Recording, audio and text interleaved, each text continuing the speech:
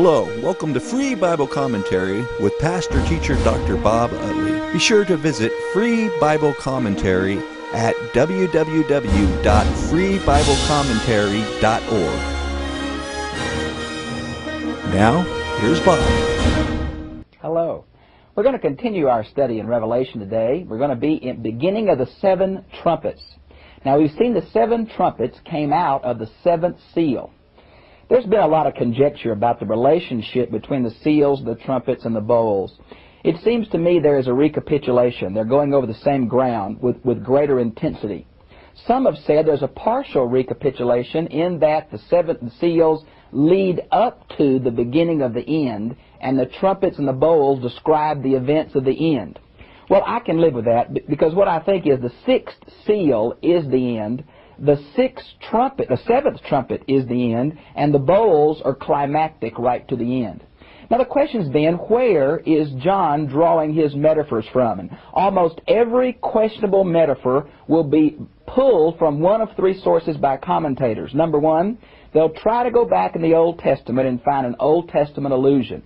And John, of course, alludes to the Old Testament over and over. In chapters 8 and 9, there's particular allusion to the Exodus plagues, to the book of Joel, chapter 2. And then always in John, there's an undercurrent of it's judgment, but it's judgment to turn man's heart back to God. Specifically, chapter 9, verse 20, and chapter 16:10. God had a purpose even in this. And he broke the seventh seal, him being Jesus. Jesus breaks the first seven seals, but angels are the instrumentality for the seven trumpets and the seven bowls. And there was silence in heaven. Now this silence has been greatly disputed. Some of the rabbis say that it was silence so the prayers of God's people could be heard, because there was so much noise in heaven from all these angelic creatures singing praise to God. Well, that's possible. Some say no, it comes from the apocalyptic literature of 2nd Esdras, chapter 7, verses 29 through 31, where silence introduces the new age. Possible, but personally I think the Old Testament is the place we ought to go. And there are several passages where silence, the symbol of the presence of God. God is in His temple, let all the earth be silent. That's the idea here. And you might well see Habakkuk 2:20, Zephaniah 1:7, and Zechariah 2:13. And then I saw the seven angels who stand before God. Now the definite article is here in Greek, these seven angels. From Enoch chapter 20, verses 1 through 7, the seven angels of the presence in rabbinical Judaism are listed. And they are hugely important in these apocalyptic books. Now, they're listed there. Michael's one of them, Gabriel's one of them, and several other ones. Many think that the one who's in charge of Tartarus is the one that's mentioned in chapter 9. I just can't be sure of that. We see some of these angels of the presence from Isaiah 63:9, and a possible allusion in Luke 1:19, and the seven trumpets. Now, trumpets quite often are in the Old Testament a way of God communicating to His people, in the sense trumpets were blown for religious purposes. Trumpets are blown for military purposes. Now, here's a few. Numbers chapter 10, verses 1 through 10, Exodus 19, 16 and 19, Isaiah 27:13, Jeremiah 4, 5 through 9, Joel 2, 1 through 3, Zephaniah 1, 14 through 18, Zechariah 9:14, again the intertestamental book of 2nd Esdras, chapter 6, verse 23, and here's some New Testament allusions, Matthew 24:31, 1 Corinthians 15, 52 and 53, and 1 Thessalonians 4:16 are just some of the allusions to the idea of blowing the trumpet. Notice where it says in verse 3, then another angel with a censer in his hand. Now some say this is Jesus Christ. But again, this chapter, like the ones previously, some commentators make the allusions here to Jesus, and others make it to the evil one, like the star that fell in chapter 9. This is so fluid you can't lock it down. But I say to you, because Jesus is mentioned in verse 1 as He's not going to be called another angel in verse 3. In my opinion, this can't refer to Jesus. The only reason some commentators want it to is because they're nervous about the Bible teaching the intermediaryship of angels. And I think Rabbinical Judaism does teach that, but this is not giving a biblical base for that. Now, this golden censer on the altar. Is this the incense altar? Yes. For sure, this is the incense altar here. We're not sure in earlier periods, like in chapter 5, verse 8, if it's the altar of incense or the altar of sacrifice. Chapter 5, verse 8 really is very similar to this account, where the four living creatures bring the prayers of God's people to God's attention. Here the angels do it by the Old Testament idea of putting incense. Now the incense was put on the altar of incense, and the smoke arose to God. You can look in the book of Leviticus over and over as a sweet savor arose to God. Here, it's the prayers of the saints. Notice it says, with the prayers of all God's people. Hallelujah. What an idea. I'm not sure who all God's people refers to here, but I want to tell you this. It does say that God's people affect God. You might want to see the beautiful passage of Psalms 141:2 here, where God's prayers of His people really touch Him. And notice it says in verse 4, so the smoke of the incense went up from the angel's hand to the presence of God for the prayers of all His people. Many people make a very major interpretation point here that judgment comes at the prayers of God's people, like the souls under the altar we saw in earlier chapters. Now, notice what it mentions in verse 5, the angel took the censer, filled it with fire from the altar, and flung it to the earth. Now this seems to be very much like Ezekiel 10:2. And I think since these coals here, the coals for the altar of incense were taken from the altar of sacrifice. I believe there's probably two altars involved in this heavenly scene. And so this would be taken from the altar of sacrifice and flung down to the earth, just like Ezekiel 10:2. Now in verse 7, and the first one blew his trumpet, and there was a shower of hail and fire. Now, in the next few verses, there's going to be a lot of parallelism to the Egyptian plagues. This hail and fire is much like Exodus 9:24. Some see an allusion here to Ezekiel 38:22, where Gog's invading army is destroyed by hailstones, fire, and brimstone. Maybe a possibility here. That may be another allusion. Notice where it says 1/3 of the earth was burned up. Now, back in chapter 6, it was 1/4 of the earth. So you see the intensification from the seals, 1/4, to the trumpets, 1/3, to the bowls, total destruction. Now, this 1/3 is mentioned extensively in this chapter and on in the book of Revelation. So I've listed them all for you in your outline. Notice it says all the green grass was burnt up. Well, in chapter 9, verse 4, it mentions don't hurt all the green grass. Now, you can't hold this apocalyptic language too tight. You can't lock it down like prose. And so don't get upset. What it may be here is simply the word 1/3 is meant to be applied to the vegetation as is to everything else. So the second angel blows a trumpet, and a great mountain all ablaze is hurled into the sea. Now again, some go back to the Old Testament, Psalms 46:2. Others go to apocalyptic literature, like the book of Enoch, chapter 18, verses 13 through 16. Or the Sibylline Oracles, chapter 5, verse 158. And so you see the different ways they're trying to get. Some say it's Mount Vesuvius. Again, those three different areas. Now it says that they cast in the sea, and the sea was turned to blood. That reminds me of Exodus chapter 7, verses 20 and 21. And all the creatures of the sea died. That sounds like Exodus 7:21. Notice this great blazing star fell like a torch in verse 10. Now, some see an allusion here to the star back in chapter 6, verse 13. Some make an allusion to the star in chapter 9, verse 1. Again, these symbols are too fluid to lock it down just because the word star is used here and here. This is another judgment by these angels on physical creation to try to turn men's hearts to God. Now, it says the star is called abscessus. Now, that is, of course, the word for wormwood in the Old Testament. Wormwood is linked with idolatry in Deuteronomy 29:17 and 18. It's seen as a poison that will kill because of its link with idolatry in Jeremiah 9:15, in Jeremiah 23:15, and also in Amos chapter 6, verse 12. And notice the people die here. That shows an intensification from the seals where they're only tortured, but here they die. The fourth angel blew his trumpet. We've got a whole bunch of these eschatological things happened like in the sixth seal. The sun, the moon, the sky is affected. There is no light. Now, this concept of no light is an Old Testament concept about the judgment of God. You might well see Exodus chapter 10, verse 21. Some go back to Joel 2:2 or Amos 5:18 for the idea of light as a symbol of God's judgment. And of course, all of us know about Calvary, how the darkness came from noon till 3 to show that God turned His face away from His Son. Another New Testament allusion will be Mark 13:24, and you might want to look that up. Now in verse 13, we have an interlude like we did back in the seals, and here we have an eagle flying through heaven. Now King James has angel, but that's a very inferior manuscript from the 9th century A.D. The Sinaiticus and Alexandrinus have eagle. Now it could be a vulture or it could be an eagle. Now some say it's going back to the Old Testament, Job 39:27 through 30. Others say no, it's Ezekiel 39:17 or Habakkuk 1:8.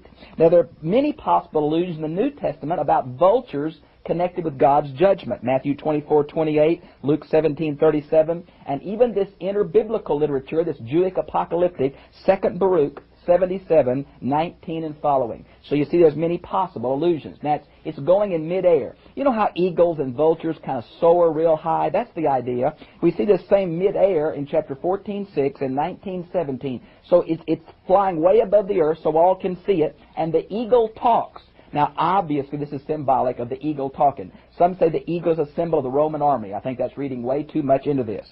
It says, alas, alas, alas. Now, this seems to be connected, the fact there's 3 great woes to fall on mankind left to go. We see these woes in 9:12, 11:14, and 12:12, and they're to fall on the inhabitants of the earth. Now, again, the inhabitants of the earth are used in the book of Revelation for unredeemed mankind. Chapter 3, verse 10, 6:10, 11:10, 13:8, and 12:2 are the same phrase for unregenerate humanity.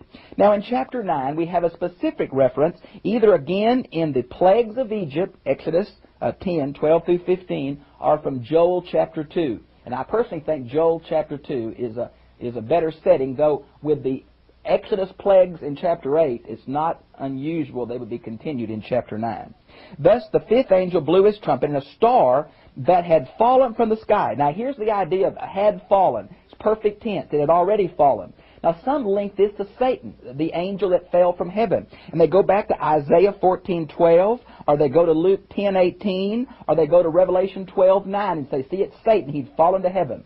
But in context, it seems to me that it's just another angel that's in charge of God's judgment. Now, I agree that down in verse 11, he's going to be called the king of the abyss. It seems like the same angel. But again, God is in control of these things. It's not that Satan has a control over these demonic elements that are going to be loose, but God's in control. He's in control of the 4 angels that are bound the river Euphrates in verse 14, and He's in control of this angel that fell. So I don't personally see it as Satan, but you can see how obviously fluid these metaphors are when it can be Satan or another angel of God. Now, the star had fallen from the sky, and to this angel, the keys of the pit of the abyss were given. Now, this idea of the key to something is mentioned in chapter 1, verse 18, where Christ has the keys of death and Hades, and the idea of chapter 20, verse 1, where another angel has the keys of the pit. Now, this abyss, in my opinion, is synonymous with Tartarus of 2 Peter 2:4, and I want to show you why. The abyss is basically a Greek word which means depth with the alpha privative. Which means fathomless, okay? And you might want to see Genesis 1:2 and 7:11, where in the Septuagint this word appears. In Romans 10:7, it's used for Hades or Sheol, where the dead go. But in other parts of the Bible, like Luke 8:31, that's the Jesus sending the demons into the pigs count, it seems like it's a place where these evil spirits are kept. Matter of fact, in Revelation 11:7, it's where the Antichrist comes up from. In Revelation 21, it's where Satan is bound. So I think Tartarus, which is where the angels of Genesis 6 are held in darkness, I think it's the same allusion to the place where fallen angelic spirits are kept, and that's what the abyss is. Now, notice it says, was given. Now, there's a bunch of passages through here, passive verbs. I've showed them in your notes where those passive verbs in chapter 8 and chapter 9 show that God's in control of all things. He's in control of earth history. He's in control of fallen angels. God is sovereign. He's in control. And boy, for a group of hurting Christians, that is a wonderful truth that's emphasized over and over and over here. Now, so he opened the pit of the abyss, and smoke, like smoke of a huge furnace, puffed out. Now, some say this means that there is fire in Hades or Sheol. I'm not sure we can buy that. Luke 16 talks about the The rich man was in punishment in Hades, so there is the idea of punishment and fire even before hell, but we're not sure how much we can back up here. Now the smoke comes out, and out of the smoke comes these locusts. Notice that the air was darkened. Now some say that refers to Satan, the prince and the power of the air. I think that's reading way too much into this here. Out of the smoke came locusts upon the earth, but the power was given them like a power of earthly scorpions. Now, this to me is not looking for something literal to be fulfilled like this. This is a demonic horde, half animal, half insect, look like human faces that are going to torture men. They're not regular locusts, they're scorpion locusts. And they're not supposed to eat grass, they're supposed to torment men for 5 months. Obviously, to me, this is the intensification of demonic activity before the return of Christ. And that's going to be also followed, even in more intense form, by the horses with serpent tails and breath like dragons in the second half of this chapter. So here these supernatural locusts come upon men. They're not to eat plants, what normally locusts would eat in verse 4, but only the people who did not have the mark of the seal of God on their forehead. Now this is the 144,000 mentioned back earlier. Those who have been sealed, God's people. These plagues, this is not the great tribulation on believers. This is the great tribulation of God on unbelievers. And one reason it's so confusing is we're not always certain when the word tribulation is used which one we're referring to. There are two different kinds. Now, notice where it mentions here, they were not permitted to kill them, but only to torture them for 5 months. Why 5 months? Well, some say it's the life of a locust, maybe. Some say it's the idea of limited judgment. Now, that may be true, because back in chapter 6, verse 6, chapter 6, verse 8, chapter 8, verses 7 through 12, there is a limit to the judgment of God that fell on these unbelievers. Maybe the idea of 5 months is another half of 10, or half a completion. And the torture was inflicted on them, the torture of a scorpion. Now, this idea of scorpion may be a metaphor. You might want to see 2 Chronicles 10, 11, and 14, about an Old Testament metaphor for the sting of a scorpion. And the people will look for death, but will not find it. Go back to chapter 6, verses 15 and 16, where the same allusion is brought. And they will flee, and they'll look to try to hide, but they can't hide. And the locusts look like horses. Now, many go to Joel chapter 2, verse 4 here. But I want to say to you, it's quite possible this is an Arab proverb. Let me read this Arab proverb to you. Locusts have the head like a horse, a breast like a lion, a feet like a camel, a body like a serpent, and antenna like the hair of a maiden. Now, that's an Arab proverb, but it sounds like the description here. So I think John is just drawing from the cultural definition of locusts as part human and part animal. And you can read through here. The lion's teeth, Joel 1:6.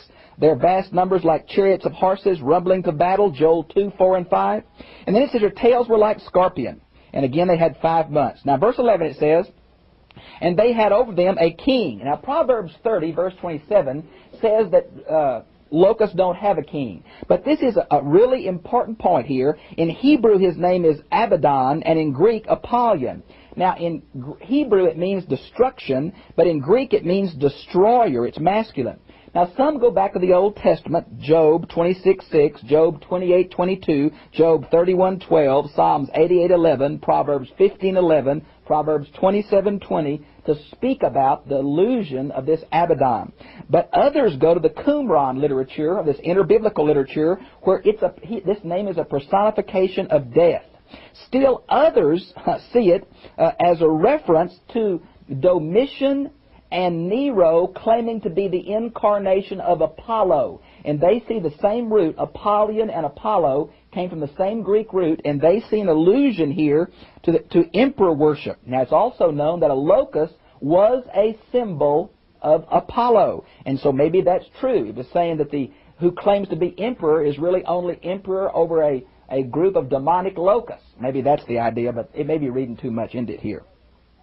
Then the sixth angel blew his trumpet, and I heard a voice from the corners of the altar. Now, from Exodus 30, verses 2, 3, and 10, the altar of incense had horns, and that seems to be this altar, though it could refer to the altar of sacrifice that I think mentioned earlier, where the souls of those who died for the faith were under it.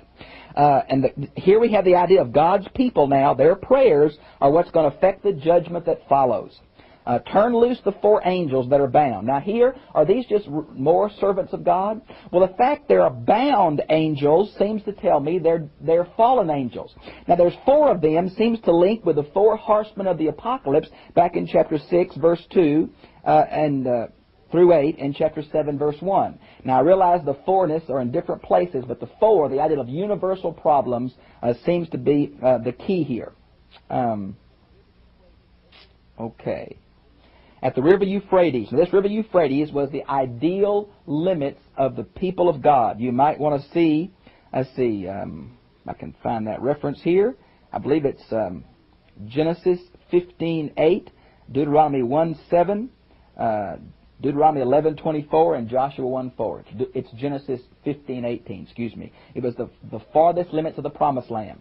Now, some who are looking for historical allusions say this refers to the Parthians, who were on the borders of the Euphrates. Now, that they go back to chapter 6 and say the bow was the weapon of the Parthians. The horses were the way they were used to it. They were mounted archers, and Rome was afraid of them, and their hair was long like the antenna of the locust. Maybe so, but I think we're reading too much in to this if we make it say that.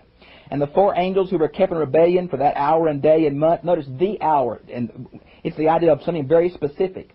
In Enoch chapter 92:2, it talks about how God's in control of every event on earth. I think that's an allusion here. God is in control even of this demonic persecution that's coming upon unbelievers. The number of the army of the horsemen was 200 million. Now, some say it's a demonic horsemen. Modern dispensation tries to make it the army of China, but I really think it's demonic angels, and it's like an unnumberable host. Myriads of myriads is the idea here. Okay, all the troops involved in the Axis and the Allied powers in World War II was 70 million. Do you see how astonishing a number 200 million is? And in my vision, John's almost saying in verse 17, this is visionary, this is not literal. The horses and horsemen look like this. He describes them. It's almost like the horsemen and horses moving or to one kind of piece, and the armor is on both of them. Some say, the Parthians look like this, or the Persians look like this. I think we're reading way too much into this. These are symbolism of demonic hosts that come. Notice they've got three colors. They're red, blue, and yellow. We're not sure if different ones are different colors, or they're tricolored themselves. They're going to kill a third of mankind by these three plagues: fire, smoke, and sulfur. That's where the three colors come from. Power was given them, and the power of the horses. Now, the horses are the ones that do the killing. It's in their mouth and their tails. Serpent in their tails, fire out of their mouths. And that's what they kill with. So it's obviously not literal here. Snakes in their tails. Some say, well, it's the Parthians braiding their horses' tails. I think we're reading too much into that, though it may be a background, like the idea of Apollyon meaning Apollo. Maybe there is a historical allusion, but I think it goes far beyond that.